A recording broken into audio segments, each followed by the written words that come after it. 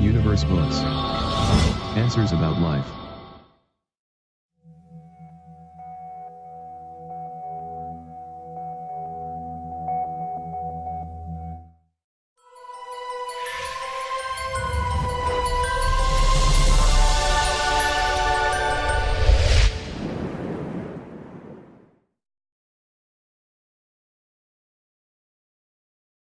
Universe Books presents Awakened Imagination by Neville Goddard, 1954. Chapter 2. Sealed Instructions. The first power that meets us at the threshold of the soul's domain is the power of imagination. Dr. Franz Hartmann.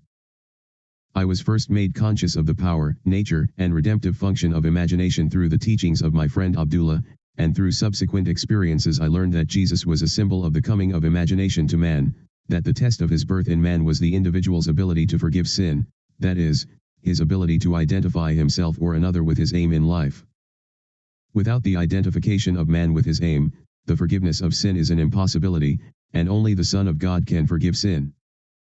Therefore man's ability to identify himself with his aim, though reason and his senses deny it, is proof of the birth of Christ in him.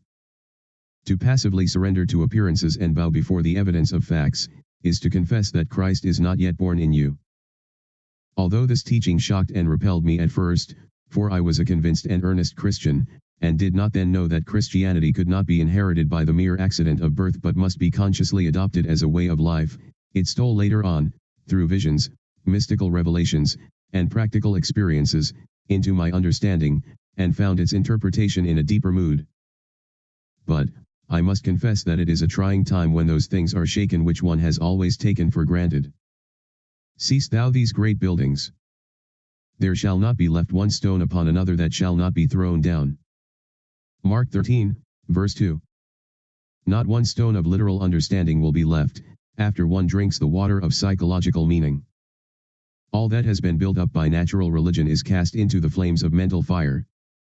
Yet, what better way is there to understand Christ Jesus than to identify the central character of the Gospels with human imagination? Knowing that every time you exercise your imagination lovingly on behalf of another, you are literally mediating God to man and thereby feeding and clothing Christ Jesus, and that whenever you imagine evil against another, you are literally beating and crucifying Christ Jesus.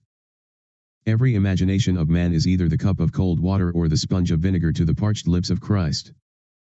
Let none of you imagine evil in your hearts against his neighbor, warned the prophet Zechariah. When man heeds this advice, he will awake from the imposed sleep of Adam into the full consciousness of the Son of God. He is in the world, and the world is made by him, and the world knows him not, human imagination.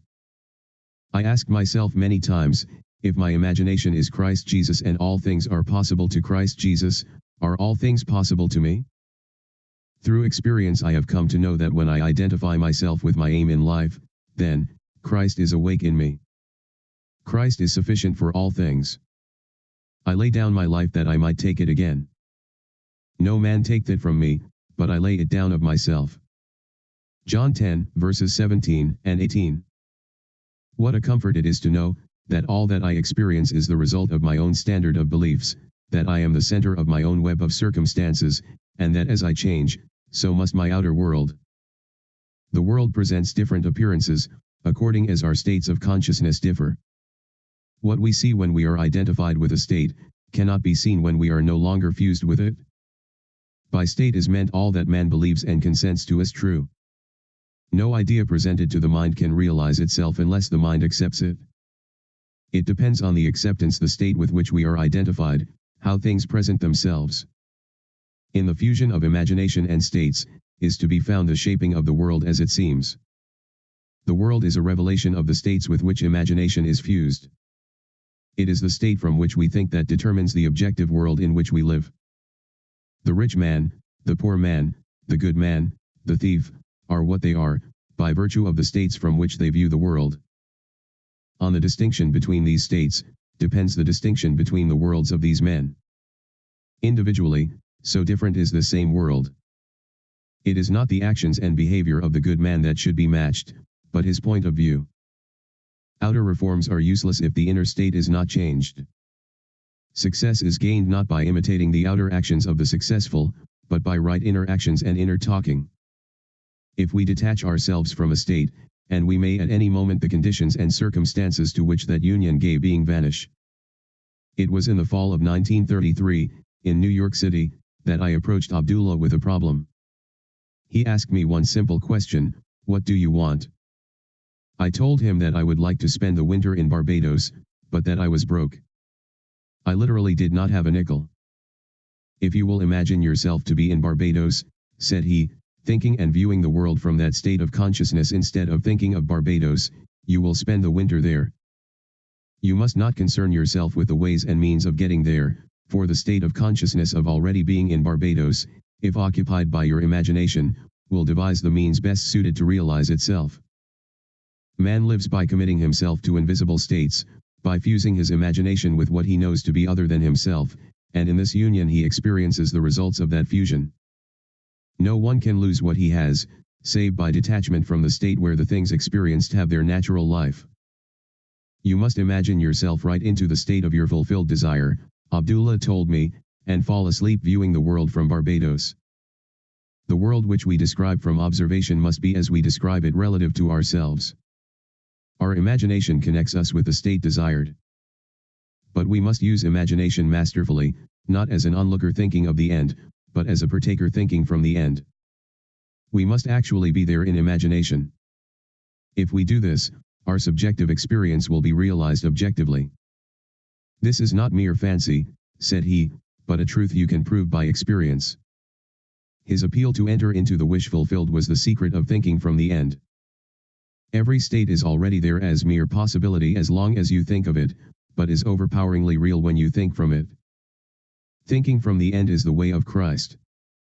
I began right there and then, fixing my thoughts beyond the limits of sense, beyond that aspect to which my present state gave being, towards the feeling of already being in Barbados and viewing the world from that standpoint.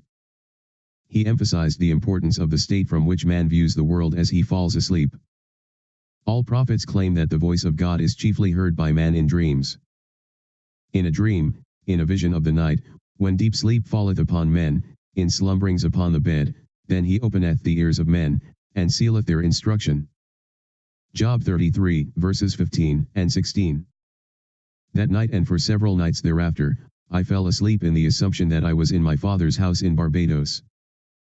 Within a month, I received a letter from my brother saying that he had a strong desire to have the family together at Christmas and asking me to use the enclosed steamship ticket for Barbados. I sailed 2 days after I received my brother's letter and spent a wonderful winter in Barbados. This experience has convinced me that man can be anything he pleases if he will make the conception habitual and think from the end.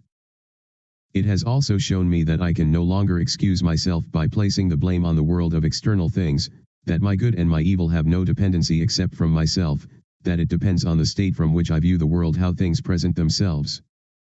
Man, who is free in his choice, acts from conceptions which he freely, though not always wisely, chooses. All conceivable states are awaiting our choice and occupancy, but no amount of rationalizing will of itself yield us the state of consciousness which is the only thing worth having. The imaginative image is the only thing to seek. The ultimate purpose of imagination is to create in us the spirit of Jesus, which is continual forgiveness of sin, continual identification of man with his ideal. Only by identifying ourselves with our aim, can we forgive ourselves for having missed it. All else is labor in vain. On this path, to whatever place or state we convey our imagination, to that place or state we will gravitate physically also. In my Father's house are many mansions, if it were not so, I would have told you. I go to prepare a place for you. And if I go and prepare a place for you, I will come again, and receive you unto myself, that where I am there ye may be also. John 14, verses 2 and 3. By sleeping in my Father's house in my imagination as though I slept there in the flesh, I fused my imagination with that state, and was compelled to experience that state in the flesh also. So vivid was the state to me, I could have been seen in my Father's house had any sensitive entered the room where in imagination I was sleeping. A man can be seen where in imagination he is, for a man must be where his imagination is, for his imagination is himself. This I know from experience, for I have been seen by a few to whom I desired to be seen, when physically I was hundreds of miles away.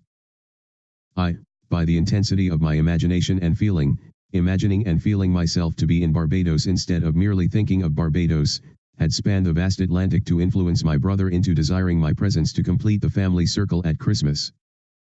Thinking from the end, from the feeling of my wish fulfilled, was the source of everything that happened as outer cause, such as my brother's impulse to send me a steamship ticket, and it was also the cause of everything that appeared as results.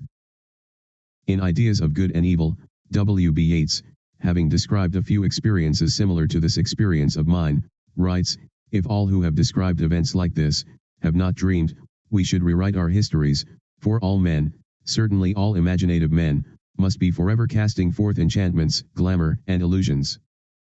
And all men, especially tranquil men, who have no powerful egotistic life, must be continually passing under their power. Determined imagination, thinking from the end, is the beginning of all miracles." I would like to give you an immense belief in miracles, but a miracle is only the name given by those who have no knowledge of the power and function of imagination, to the works of imagination. Imagining oneself into the feeling of the wish fulfilled is the means by which a new state is entered. This gives the state the quality of wellness. Hermes tells us, that which is manifested. That which has been or shall be, is unmanifest, but not dead, for soul, the eternal activity of God, animates all things. The future must become the present in the imagination of the one who would wisely and consciously create circumstances. We must translate vision into being, thinking of, into thinking from. Imagination must center itself in some state and view the world from that state. Thinking from the end is an intense perception of the world of fulfilled desire. Thinking from the state desired is creative living. Ignorance of this ability to think from the end is bondage. It is the root of all bondage with which man is bound. To passively surrender to the evidence of the senses underestimates the capacities of the inner self. Once man accepts thinking from the end as a creative principle in which he can cooperate, then he is redeemed from the absurdity of ever attempting to achieve his objective by merely thinking of it. Construct all ends, according to the pattern of fulfilled desire. The whole of life is just the appeasement of hunger, and the infinite states of consciousness from which a man can view the world, are purely a means of satisfying that hunger. The principle upon which each state is organized is some form of hunger to lift the passion for self-gratification, to ever higher and higher levels of experience. Desire is the mainspring of the mental machinery. It is a blessed thing. It is a right and natural craving which has a state of consciousness as its right and natural satisfaction. But one thing I do, forgetting the things which are behind, and stretching forward to the things which are before, I press on toward the goal. Philippians 3, verses 13 and 14. It is necessary to have an aim in life. Without an aim we drift. "What wantest thou of me?" is the implied question asked most often by the central figure of the Gospels. In defining your aim, you must want it. As the hart panteth after the water brooks, so panteth my soul after thee, O God. Psalms 42, verse 1. It is lack of this passionate direction to life that makes man fail of accomplishment. The spanning of the bridge between desire, thinking of, and satisfaction, thinking from, is all important. We must move mentally from thinking of the end, to thinking from the end. This, reason could never do. By its nature it is restricted to the evidence of the senses, but imagination, having no such limitation, can. Desire exists to be gratified in the activity of imagination. Through imagination man escapes from the limitation of the senses and the bondage of reason. There is no stopping the man who can think from the end. Nothing can stop him. He creates the means and grows his way out of limitation into ever greater and greater mansions of the Lord. It does not matter what he has been or what he is. All that matters is what does he want.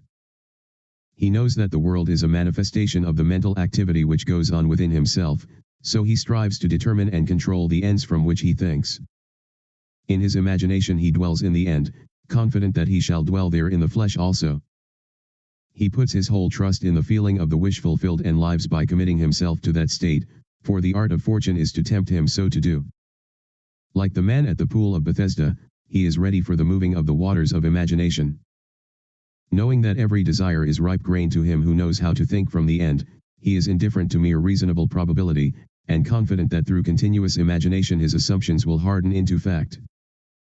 But how to persuade men everywhere, that thinking from the end is the only living, how to foster it in every activity of man, how to reveal it as the plenitude of life and not the compensation of the disappointed, that is the problem. Life is a controllable thing. You can experience what you please once you realize that you are his son, and that you are what you are by virtue of the state of consciousness from which you think and view the world. Son, thou art ever with me, and all that I have is thine. Luke 15, verse 31. Congratulations, you have finished the second part of this book. It proves that you know how to focus your attention. The third video has more powerful revelations for you. Continue to listen. Please, share an insight that this book brought to you. Your point of view may help a lot of people. Positive thoughts are not enough. There are to be positive feelings and positive actions.